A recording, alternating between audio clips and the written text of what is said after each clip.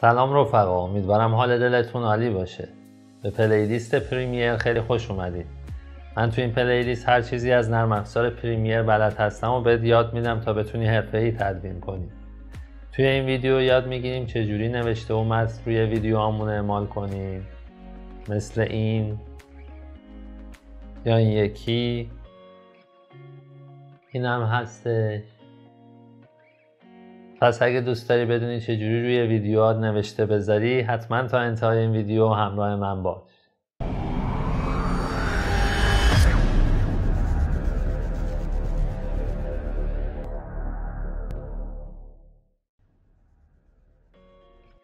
حسن هستم، به کانال آکادمی من خیلی خوش اومدید.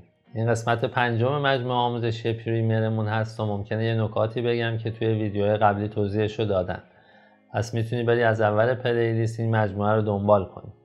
یه دکمه قرمز رنگ هم این پایین هست که اگه بزنی کانال منو سابسکرایب کردی و اگه اون زنگوله رو بزنی از آموزش‌های بعدی عقب نمیافتی. اگه لایک هم برام بزنی که خیلی بهم انرژی میدی ویدیوهای با کیفیت تری برات تولید کنم. خیلی سریع بریم روی سیستم و بحث امروزمون رو شروع کنیم. خب خیلی سریع قسمت قبل رو با هم یه مرور بکنیم. توی قسمت قبل با هم راجع به ترانزیشن ها صحبت کردیم و گفتیم از پنجره افکس و پوشه ویدیو ترانزیشن میتونیم یه سری ترانزیشن به ویدیومون اضافه کنیم. مثلا از همین پوشه دیزالو یکی از معروف ترین ترانزیشن هایی که بهتون معرفی کردم کراس دیزالو هست که میتونیم با یه درگ ساده بین دوتا ویدیومون بندازیم. بریم ببینیم ویدیومون به چه صورتی در میاد.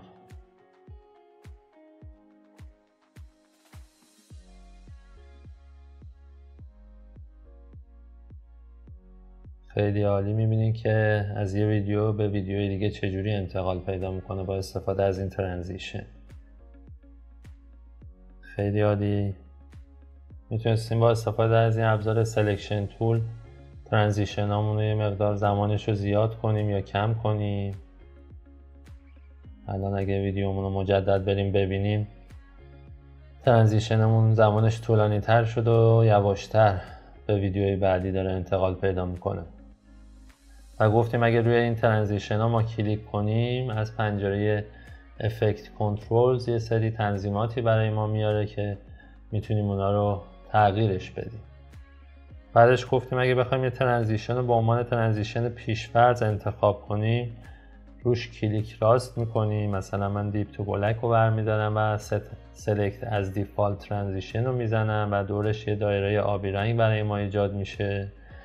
بعدش محیطمون رو سلکت میکنیم و کلید کنترل دی رو میزنیم. همونطور که میبینین الان روی همه قسمت های هات هامون این ترانزیشن دیپ تو بلک رو گذاشتش. بریم از اول ویدیومون رو مجدد ببینیم. از حالت بلک میاد روشن میشه، الان مجدد تاریک و بعد روشن میشه و روی همه کات هایی که گذاشتیم اول و انتهاش این ترانزیشن رو برای ما اعمال کرد. و بعدش راجع به سرعت ویدیومون توضیح دادیم و گفتیم که میتونیم چجوری ویدیومون رو اسلو موشن یا سریع کنیم. اگه من این ویدیو رو اضافه کنم با استفاده از این ابزار ریت استرچ تولز یا کلید R میتونیم طول این ویدیومون رو زیاد کنیم. اول بریم با هم سرعت ویدیو رو یه بار ببینیم با استفاده از کلید بالا. من میرم ابتدای این ویدیو، به سرعت ویدیو دقت کنین. حالا من اون رو یه مقداری اسلو موشن میکنم. مجدد با کلید بالا میرم ابتدای ویدیو. همونطور که میبینین یه حالت اسلو موشنی به ما داد. راجع به فریم ریت ویدیو توضیح دادیم و گفتیم چرا این ویدیو یه حالت گیری میکنه، به خاطر اینکه فریم ریت این ویدیو یه مقداری پایین هستش. توی این ویدیو میخوایم یاد بگیریم چجوری نوشته های مختلفی رو روی ویدیوهامون بیاریم و اصطلاحاً متن اضافه کنیم روی ویدیوهامون. برای این کار دو تا راه داریم. یکی استفاده از این ابزار تیپ تولز هست. اگه من بیام ابتدای ویدیو این ترانزیشن هم برش میدارم، ابزار تیپ تولز گفتیم خودش دو تا نوع داره، یکی حالت افقی برامون مینویسه و یکی حالت عمودی. اگر روی ویدیومون کلیک کنم یه خط قرمز رنگ برامون میاره و هر چیزی که دوست داریم میتونیم تایپ کنیم اینجا. مثلا من مینویسم آکادمی حسن و با استفاده از این ابزار سلکشن تولز هم میتونیم راحت اونو جابجاش کنیم. همونطور که میبینیم بعد از اینکه من ابزار تیپ تول رو استفاده کردم، من نشانگر موسمو اول ویدیو بود، یه لایه جدیدی برای ما اضافه کرد که همین متنمون هست یا TXT مون هست و میتونیم از پنجره افکت کنترل یه سری تغییراتی روی این نوشتمون اعمال کنیم. اینجا آکادمی حسنی هست که ما نوشتیم و اگه من این گزینه رو بزنم یه سری مشخصاتی میاره که میتونیم اینا رو تغییر بدیم. خب اینجا نوع فونتمون رو میتونیم تغییر بدیم اگه دوست داشتیم. تو این قسمت هم نسبت به اون فونتی که داریم حالتهای مختلفی برای ما میاره، بولدش کنیم و حالتهای مختلف. اینجا هم سایز نوشتمون هست که حالا میتونیم بزرگتر یا کوچیکترش کنیم اگه دوست داشتیم. اینجا هم چپ چین، وسط چین و راست چین هست. این قسمت فاصله بین حروف هست، اگه من زیادش کنم همونطور که میبینیم بین حروف فاصله داره زیاد میشه. اگه من روی یه حرفم سلکت کنم اینجا مثلا روی این M و اینو زیادش کنم میبینیم که فاصلهش با حرف بعدی رو داره زیاد میکنه. من این حالت رو برمیگردونم. اگر هم نوشتم اونو توی دو خط بنویسیم با این یکی میتونیم فاصله بین خطا رو زیاد و کم کنیم. اگه یه حرفی رو باز من سلکت کنم با این یکی ابزارم میتونیم اونو بالا و پایین ببریم و شکل‌های مختلفی به نوشتمون بدیم. و مواردی که این پایین هم هست میتونیم دونه دونه روی نوشتمون اعمال کنیم. مثلا همه رو حالت بزرگ در بیاریم، همه رو به این شکل در بیاریم و شکل‌های مختلفی که هست. و از قسمت اپیرنس میتونیم رنگ فونتمون رو عوض کنیم. میتونیم مثلا قرمز بذاریم اونو، یه حالت حاشیه‌ای بهش بدیم، میتونیم رنگ اونم تغییر بدیم و حالتهای مختلفی از داخل و خارج و از وسط اونو اعمالش کنیم. میتونیم بریم بهش یه بک‌گراندی بدیم. اگه من یه رنگی بهش بدم مثلا آبی، میبینیم که یه حالت بک‌گراندی به کارمون داد. اینجا میتونیم اونو محو‌تر کنیم یا روشن‌تر کنیم. از این قسمت هم میتونیم اونو بزرگتر و کوچیکتر کنیم و از این قسمت هم میتونیم گوشه هاش رو یه حالت دایره‌ای بدیم و از اون تیزی شکلی در بیاریم. و اینجا میتونیم بهش سایه‌ای بدیم و مواردی که داره رو روی نوشتمون اعمال کنیم. از قسمت ترانسفورم هم دقیقا مثل اون بالا که توی ویدیوهای قبلی با هم دیگه کار کردیم میتونیم موارد مختلفی رو اعمال کنیم و برای این نوشتمون یه حالت انیمیشنی درست کنیم. و اگه بخوایم فارسی هم بنویسیم که نوشتمون من پاک میکنم، کلید Alt Shift رو از روی کیبورد میزنیم تا نوشتمون فارسی بشه و اینجا میتونیم به راحتی فارسی بنویسیم. من میتونید از گوگل هم انواع فونت‌های فارسی و انگلیسی رو دانلود کنید که من خودم چند تا فونت رو حتی خریداری کردم برای کارم و از اونا روی ویدیوهاتون استفاده کنید. خب یه نکته‌ای هم من بهتون بگم، بعضی موقعا که مثلا برای اولین بار میخواین تایپ کنین فارسی به صورت برعکس براتون تایپ میکنه و اصلا خوانا نیستش. اینم بهتون بگم چجوری برطرف کنین. اگه نرم افزار پریمیر رو هنوز نصب نکردین، اولش که دارین نصب میکنین به جای زبان انگلیسی و عربی میتونین یدعم العربیه رو اونجا بزنین که دیگه خیلی راحت میتونین بدون مشکل فارسی تایپ کنین. یه کار دیگه ای که میتونیم بکنیم استفاده از یه سایت هایی هستش که این کار رو برای ما انجام میدن. اگه توی گوگل سرچ کنین فارسی ساز براتون میاره اونجا نوشتهتون رو تایپ میکنین، یه دکمه‌ای داره معمولا به عنوان فارسی ساز، میزنین و اون متن رو کپی میکنین و اینجا توی نرم افزار پریمیر پیست میکنین. یه روش دیگه ای هم داره که اگه خواستین میتونین اعمال کنین روی تنظیمات پریمیر. من عکسش رو براتون میذارم. همونطور که میبینین از منوی ادیت و پریفرنسز و تب گرافیکس میتونین این گزینه ساوت آسیا میدل ایستن رو فعال کنین و برای اینکه از راست به چپ بتونین بنویسین حتما گزینه رایت تو لفت هم بزنین. خب بریم روی سیستم و ادامه کارمون رو با هم دیگه بریم جلو.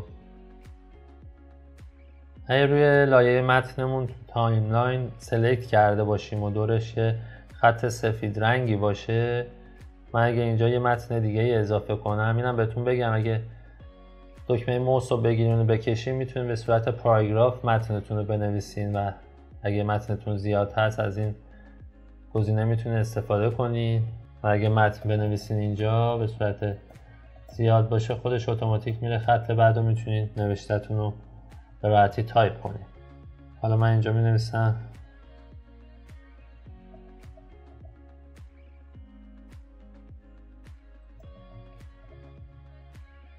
آکادمی حسن و یه لایه متن دیگه الان توی همین برای من ایجاد کرده و از اینجا من میتونم برم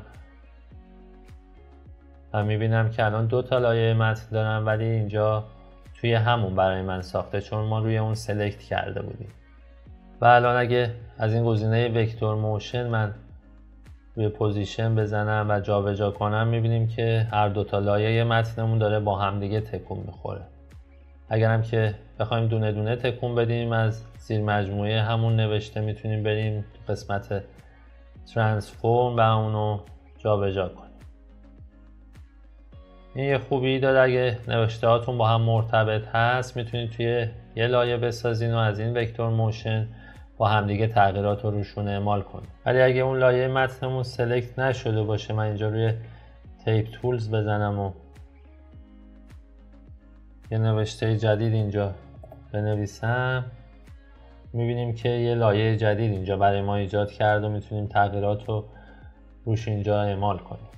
خب توی پنجره افکت کنترل و زیر مجموعه تکست ما یه گزینه دیگه ای هم داریم، سورس TXT. این چی کار میکنه؟ بریم با هم دیگه قابلیتش رو بهتون بگم. بذاری من یه نوشته جدید روی ویدیومون بنویسم.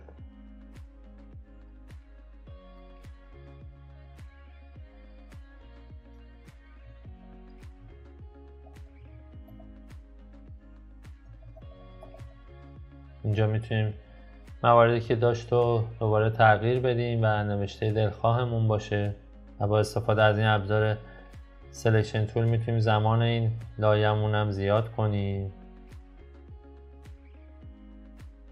مثلا من میرم اول ویدیو و این استاپ واچ رو فعال میکنم، میبینیم که اینجا یک کی فریم برای ما ساخت و میخوایم از ابتدای ویدیوی دوممون حالت فونت و نوشتمون تغییر کنه. با استفاده از کلید پایین من میرم ابتدای کلیپ دوممون و اینجا یک کی فریم جدید میسازم و مثلا فونتمو بزرگتر میکنم، کوچیکتر میکنم. از این جا میتونم رنگشو یه مقداری عوض کنم، مثلا بذاریم بنفش و میتونیم مثلا رنگ بک‌گراندمون هم عوض کنیم. و مواردی که اینجا داره رو میتونیم دونه دونه اعمال کنیم. بریم ویدیومون رو الان با هم دیگه ببینیم.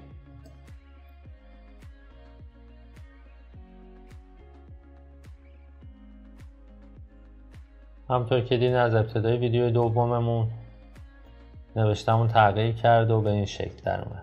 این گزینه سورس تکست اینجا بهمون این امکانات رو میده که میتونیم انواع مختلف نوشتمون رو عوض کنیم و رنگش رو عوض کنیم و هر موردی که دوست داریم روی ویدیو ما اعمال شه و از طریق این استاپ واچ میتونیم فعال کنیم و براش کی فریم های جدیدی درست کنیم. علاوه بر ابزار تیپ تولز ما اینجا ابزارهای دیگه ای هم داریم برای نوشتنمون، میتونیم ازشون کمک بگیریم که شکل‌های مستطیل و بیزی و چنزلی هستش، یا این ابزار پن تولز رو داریم که میتونیم خودمون یه شکلی درست کنیم و استفاده کنیم ازش. من اینجا روی ویدیومون یه چنزلی میسازم با استفاده از این ابزار پن تولز و همونطور که میبینید چون روی این لایه TXT مون سلکت بود، اینجا گزینه شیپ رو توی همون لایه برای ما ایجاد کرد که اگر روی این گزینم کلیک کنیم باز مواردی که مربوط به این شیپ هست و ما میتونیم اینجا تغییر بدیم و گزینه‌های مختلفی رو انتخاب کنیم که روی این شیپمون اعمال بشه و بعدش میتونیم این نوشتمون رو به عنوان مثال بیاریم روی این. ولی چون الان همونجور که اینجا دقت کنین لایه تکستمون زیر شیپ هست میره زیر شیپ، ولی اگه من اینو بیارم بالای شیپ نوشتمونم میاد روی شیپمون. به این مورد هم حتما خیلی دقت کنین که لایه‌ای که نوشتتون هست بالای شیپ باشه. مثلا من این لایه رو دیسلکت میکنم و یه دونه رکتنگل ایجاد میکنم اینجا. اگه شیفتم بگیرم که به صورت مربع اینو برای من در میاره. در حالتی که خودتون دوست دارین میتونین یه رکتنگل اینجا ایجاد کنین و با ابزار سلکشن تولز زمانش رو زیاد کنین و یه نوشته جدیدی توش بندازین. خب اگه یادتون باشه من توی قسمت اول بهتون گفتم پریمیر یه حالتهای پیش‌فرضی برای ما درست کرده که بتونیم راحت‌تر با محیط نرم افزار کار کنیم. مثلا اگه میخوایم با قسمت صدامون کار کنیم یه حالت پنلی برای ما ایجاد میکنه. اگه میخوایم تنظیمات رنگ ویدیومون رو عوض کنیم یه حالت پنل‌های دیگه‌ای برامون میچینه و تنظیم میکنه. بنابر اون کاری که داریم انجام میدیم خودش یه سری پنل‌ها رو برای ما میچینه که بتونیم خیلی راحت‌تر کار کنیم.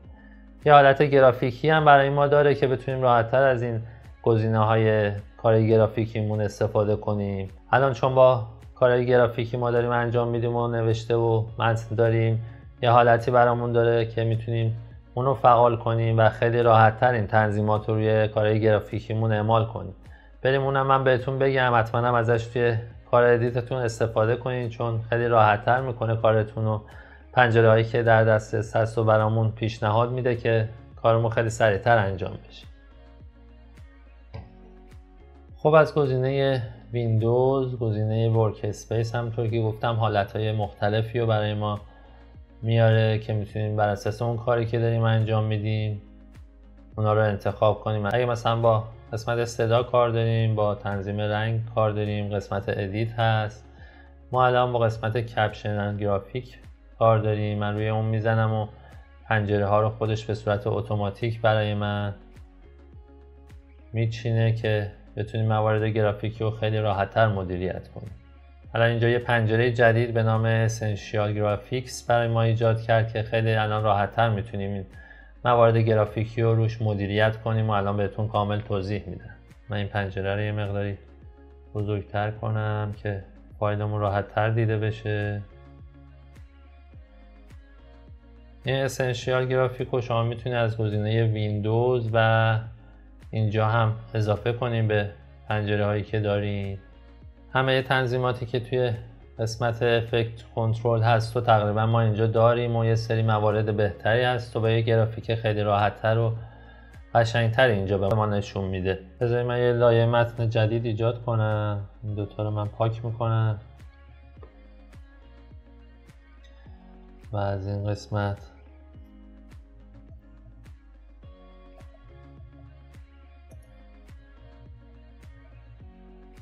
یه متن جدید می نویسم. از این قسمت الاین اند ترانسفورم میتونیم نوشتمون رو به سمت چپ وسط صفحه و به سمت راست بیاریم یا از قسمت بالا و وسط صفحه و قسمت پایین صفحه بیاریم. مثلا اگه بخوایم ببریم قسمت پایین و وسط میتونیم از این قسمت استفاده کنیم و قسمت پایین رو بزنیم برامون میاره قسمت پایین و وسط صفحه. من الان میارم وسط و وسط صفحه. از این قسمت هم باز میتونیم پوزیشنش رو تغییر بدیم، هر جایی که دوست داریم ببریم این نوشتمون رو این قسمت هم انکر پوینتمون رو تغییر میده و میتونیم جابجاش کنیم برای مواردی که میخوایم. از این قسمت هم میتونیم سایز فونتمون رو کم و زیاد کنیم. اگه این زنجیر هم من بزنم میتونیم نامتناسب به اصطلاح اونو تغییر بدیم که ترجیحاً این زنجیر باشه. و از این قسمت هم همونطور که میبینیم میتونیم نوشتمون رو یه حالت چرخشی بهش بدیم. فقط یه نکته ای که داره، ببینید اگه من کلیک کنم روی هر کدوم از اینا میتونم یه حالت کی فریمی ایجاد کنم. الان همشون سلکت شده، من دی سلکت میکنم تا براتون توضیح بدم. اگه برم ابتدای ویدیو و این لایه متنم بکشم ابتدای ویدیو، روش کلیک میکنم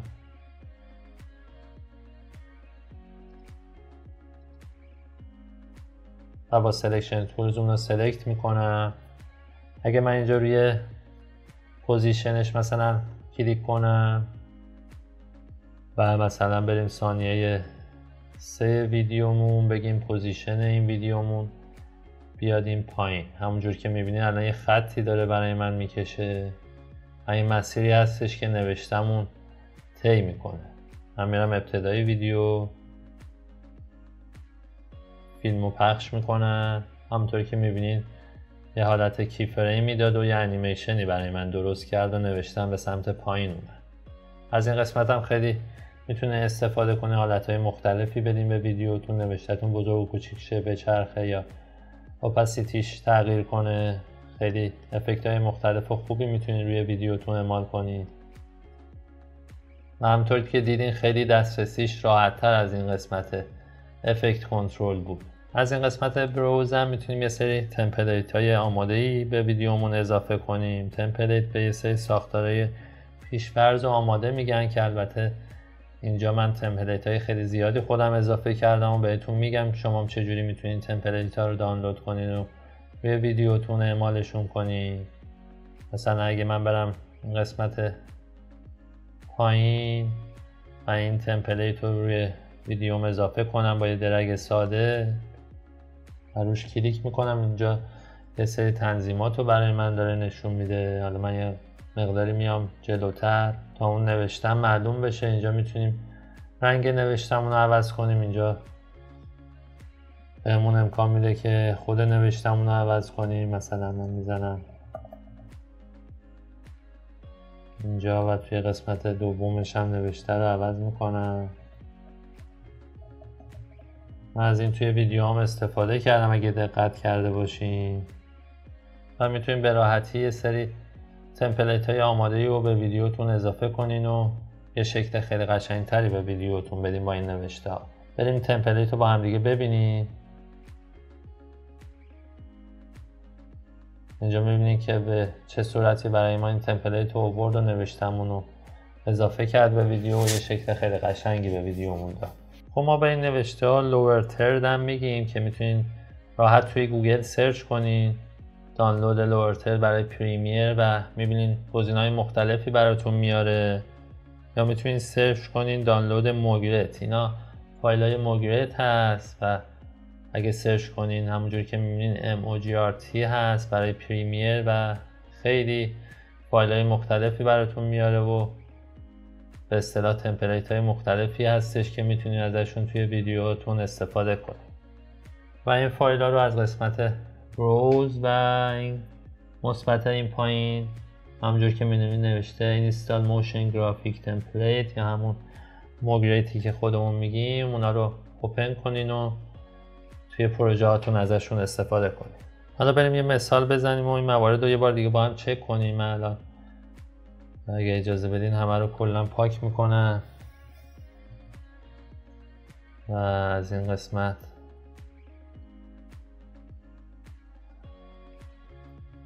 ویدیوهای جدید رو اضافه میکنم.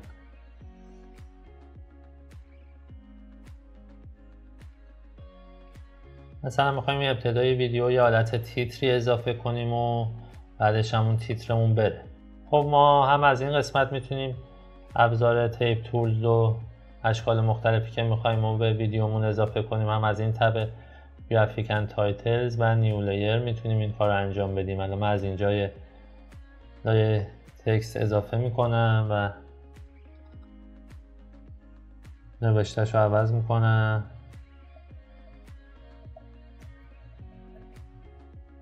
اونو با استفاده از این الاین میارم وسط صفحمون و میخوایم بگیم که این نوشتم اول ویدیو ظاهر شه و بعدش هم حذف شه به عنوان تایتل ویدیومون. من یه مقداری طولش رو زیاد میکنم از زیر مجموعه تکست، اونجا میرم توی قسمت ترانسفورم همونطوری که بهتون گفتم اول ویدیومون و گزینه اوپاسیتی رو من فعال میکنم و یک کی فریم اینجا برام درست میکنه. اینجا اوپاسیتیش رو میارم روی 0 و مثلا توی ثانیه حدودا 1 من اوپاسیتیش رو میبرم روی 100% و مثلا تا ثانیه 5 یک کی فریم دیگه ایجاد میکنم که بین این دو تا ثانیه برای ما اوپاسیتی 100% باشه. اگه کار با این کی فریم ها میبینی برات سخته، من لینک ویدیوی مربوط بهش رو الان بالای صفحه میذارم و میتونی بری اون ویدیو رو هم ببینی و خیلی راحت با این کی فریم ها دیگه کار کنی، چون چند تا مثال ما توی این ویدیو با هم دیگه کار کردیم و خیلی عالی مفهوم این کی فریم ها رو با هم متوجه شدیم. و میگیم که مثلا ثانیه 7 این تایتلمون محو بشه. بریم با هم دیگه ببینیم به چه صورتی در اومد. این نوشتمون ظاهر شد، یه چند ثانیه میمونه و بعدش هم محو میشه. میتونستیم این کی فریم ها رو هم جا به جا کنیم. من الان زمان مثلا ظاهر بودن رو کم کردم. بریم با هم دیگه یه مقداری ببینیم چه تفاوتی کرد. از اینجا اگه ببینیم اون زمان ظاهر بودن کمتر شده. حالا میتونید خودتون هر صورتی که دوست دارین این کی فریم ها رو ایجاد کنید. حالا مثلا میخوایم بگیم توی این ویدیومون خب میخوایم مثلا اینجا یه نوشته اضافه کنیم بیاد داخل صفحمون و بعدم خارج بشه اون نوشتمون. خب اینجا من با استفاده از این تیپ تول یه نوشته می نویسم، مثلا پلیستیشن 5 و میخوایم که این نوشته از این سمت بیاد و دوباره خارج شه. یه مقداری سایزش رو من از اینجا میتونم کوچیک کنم، هم از این و یه مقداری سایزش رو کوچیک‌تر میکنم چون اولش ما میخوایم بیرون باشه و بعد بیاد داخل. از گزینه ترانسفورم من پوزیشنش رو میبرم خارج ویدیو، یک کی فریم ایجاد میکنم. اینجا برای ما ایجاد شد. یه مقدار لایه هم بزرگتر میکنم و میایم مثلا 2 ثانیه جلوتر میگیم که پوزیشن دوباره برگرده به این سمت و باز مثلا یه 2 ثانیه اینجا بمونه، یکی فریم دیگه ایجاد میکنم و بعدش هم از ویدیوی ما مجدد خارج بشه. بریم ویدیومون رو ببینیم. نوشتمون اضافه میشه و بعدش هم خارج میشه. خیلی عالی. خب یه کار دیگه هم بریم من بهتون نشون بدم به چه صورتی میتونیم انجام بدیم. من این استاپ واچ ها رو برمیدارم و کی فریم ها رو پاک میکنم از روی هر دوتا. خب حالا از پنجره FX من همین کراس دیزالو رو میندازم اول لایه متنم، یه مقداری بزرگترش میکنم. اینجا رو میرم ابتدای ویدیو و یه مقداری این ترانزیشن رو زمانش رو کوتاه‌تر میکنم. با هم ببینیم به چه صورتی در اومد این نوشته ما. میبینیم تقریبا به همون حالت ظاهر شدن اوپاسیتی که کار کردیم با هم شد، ولی خیلی راحت‌تر و سریع‌تر. حالا اگه من اینو زمانش رو یه مقداری زیادتر کنم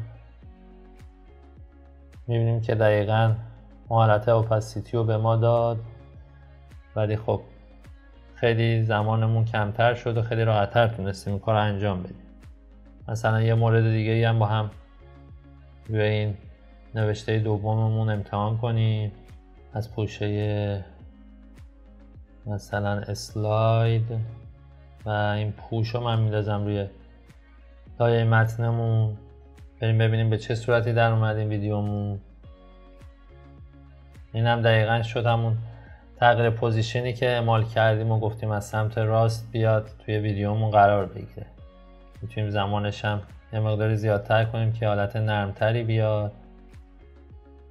بسیار عالی. دیدین این که این مورد هم با استفاده از این ترانزیشن راحت انجام شد. حالا من انتهای ویدیومونم میندازم. حالا اگه من این لایه رو یه مقداری کوچیک‌تر کنم برای اینکه آخر ویدیومونم بندازم و به همون حالت بخوایم بره بیرون، ببینیم به چه صورتی در میاد. زمانش هم یه مقداری زیادتر کنم. الان نوشتمون میاد، ولی میبینید از این سمت رفتش. اگه من روی این ترانزیشن بزنم و گزینه ریورس رو بزنم، الان برعکس برای ما انجام میده. یه بار دیگه بریم ویدیومون رو ببینیم. اینجا میاد داخل و از اون بر خارج میشه. دقیقا همون کاری که ما با پوزیشن ها و 4 تا کی فریم ایجاد کردیم اینجا با یه ترانزیشن خیلی راحت و سریع تونستیم اعمال کنیم. خب کار با این ترانزیشن هم خیلی سلیقه‌ای هست و بعد دونه دونه خودتون امتحان کنین و تمرین کنین و ببینین کدومش به کارتون میاد. مثلا یه مورد دیگه ای هم با هم بررسی کنیم. من اینو پاکش کنم. مثلا از پوشه وایپ اگه ما همین بند وایپ رو بندازیم ببینیم چه اتفاقی میفته. یه حالت تایپ شدنی هست که خیلی قشنگ شد. حالا من زمانش هم یه مقدار زیاد کنم. این هم افکت خیلی جالبی هست و میتونید از این ترانزیشن ها برای ویدیوتون و نوشته هاتون استفاده کنید. اگه مثلا از این متن خواستین توی قسمت دیگه ای از پروژه‌تون هم استفاده کنین و مثلا چند جا توی ویدیوتون از این متن خواستین استفاده کنین، هم میتونین روش کلیک کنین، کنترل C رو بزنین و کنترل V رو بزنین تا کپی بشه. هم میتونین روش سلکت کنین از این تب گرافیک اند تایتلز و آپگرید تو سورس گرافیک رو بزنین.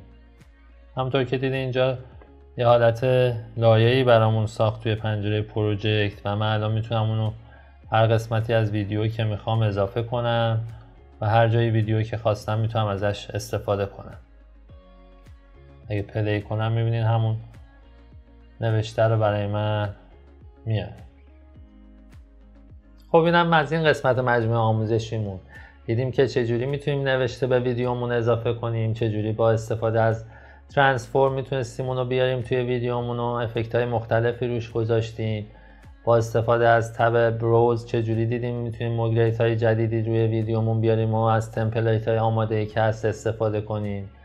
با استفاده از ترانزیشن ها دیدیم چجوری میتونیم روی نوشتمون افکت اعمال کنیم و موارد مختلفی که توی این ویدیو با هم دیگه همه رو چک کردیم. بازم میگم حتما باید تمرین کنیم موارد و خودت ترانسفورم های مختلفی روی ویدیوت بیار، ترانزیشن های مختلفی روش بذار، تمپلیت های آماده رو امتحان کن، هر کدوم مناسب کارت بود و میتونی توی کارت ازش استفاده کنی و خیلی کیفیت کارتو ببری بالا. اگه یه چیزم از این ویدیو یاد گرفتی حتما اون لایک رو برای من بزن، کانالم رو سابسکرایب کن، زنگوله رو بزن تا از آموزش‌های بعدی هم که میذارم عقب نیفتی.